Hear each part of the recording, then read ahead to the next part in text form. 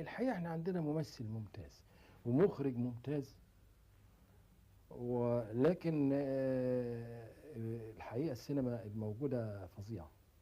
الموضوعات بقت شيء يكسف، حاجة شيء بشع يعني. بتشوفها يا دكتور مصطفى؟ طبعا بتوصلني حاجات عشان اعرف ايه اللي حاصل في البلد، فيجيني شريط فيديو فأفاجأ بشيء مش معقول، ده مش فيلم، ده عمل فاضح في الطريق العام ممكن.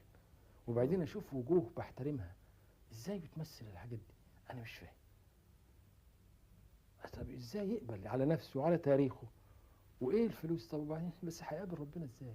مش فاهم. يعني دي برضو، لا طبعا دي كارثة. يعني اقدر اقول لك دلوقتي السينما بقت يعني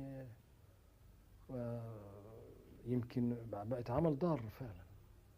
عموما ما فيش، مع ان في مرحلة من المراحل كانت الفيلم السينمائي بيشارك برضه في التوعية وله معنى وله قيمة وكده، انما دلوقتي بقت عمل ضار تماما، مخرب.